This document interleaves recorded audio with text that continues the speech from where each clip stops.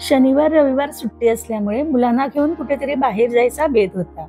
सगळेच जण खूप एक्सायटेड होते, पण माझं मात्र काहीतरी वेगळंच सुरू होतं. फिरायला गेल्यावर मुलांना बाहेरचं काहीच खायला द्यायचं नाही हे मी मनात ठरवूनच टाकलेलं होतं. मग लगेच ठरवलं खारे शेंगदाणे बनवायचे, म्हणजे मग बाहेरचं काही अनहायजेनिक द्यायचं टेन्शनच नाही. नमस्कार, नानीज गवन किचनमध्ये तुमचं खूप खूप स्वागत. चला पटकन बनवायला घेऊया खारे शेंगदाणे. हे 2 कप भरून मी शेंगदाणे घेतलेले आहेत आणि छान निवडून घेतलेले आहेत. एखादा काळा किंवा खराब शेंगदाणा असेल तर काढून टाकायचा. इथे एक पातेलं भरून पाणी घेतलंय, त्याच्यात हे सगळे शेंगदाणे आपल्याला 1-2 मिनिटं फक्त बॉईल करून घ्यायचे आणि याच्यात 2 मोठे चमचे मीठ घालते.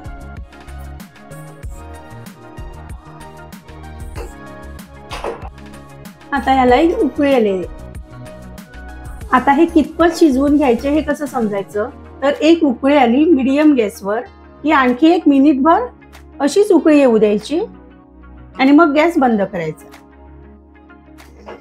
आणि तुम्ही बघू शकता हे उकळल्यानंतर शेंगदाणे पण थोडेसे फुललेले आहेत. आता गॅस बंद करते आणि एका चाळणीत हे सगळे शेंगदाणे काढून घेते.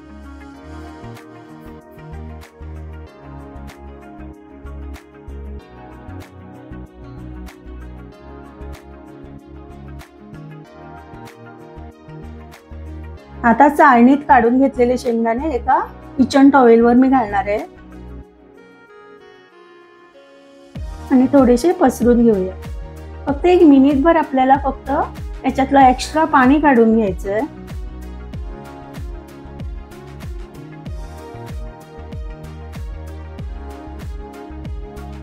आता शेंगदाणे ड्राय होईपर्यंत आपण मीठ भाजून घेऊया.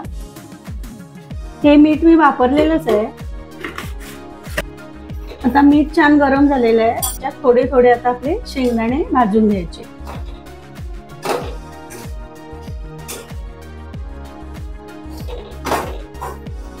गॅस अगदी लो ठेवायचा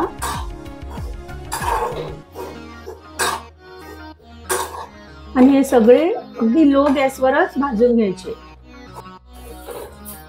सतत असं वर खाली करून आपल्याला हे फ्राय करून घ्यायचे, नाहीतर खालचे आपले जास्त फ्राय होतील आणि वरचे तसेच राहतील. बरोबर 3 मिनिटांनी आपले शेंगदाणे भाजून तयार आहेत. हा बघा, हा शेंगदाणा असा सोलला जातोय, म्हणजे आता शेंगदाणे तयार आहे.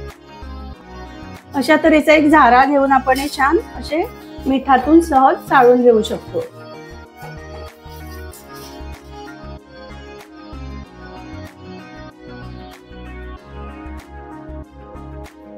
आणि असेच आपण राहिलेले शेंगदाणे पण भाजून घेऊया. आता मीठ खूप गरम झालेलं आहे, म्हणजे आपल्याला थोडासा कमी वेळ लागेल. शेंगदाण्याच्या फुटण्याचा आवाज आला की हे काढून घ्यायचे. तर हे बघा, आपले सहज झटपट तयार झाले खारे शेंगदाणे. गाडीतून उतरल्याबरोबर सगळ्यांच्या हातात 1-1 शेंगदाण्याची पुडी देऊन टाकली. शेंगदाण्याच्या पुड्या बघून सगळ्यांनाच खूप आनंद झाला आणि बाहेरचं काही मुलांना दिलं नाही म्हणून मला आनंद झाला. तुम्ही हे एकदा करून बघा. बाहेर फिरायला जाताना खूप उपयोगी पडतात आणि अतिशय चविष्ट लागतात.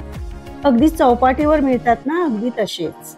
रेसिपी आवडली तर एक लाईक केल्याशिवाय जाऊ नका. परत भेटू लवकरच. तोपर्यंत स्वस्त रहा, मस्त रहा.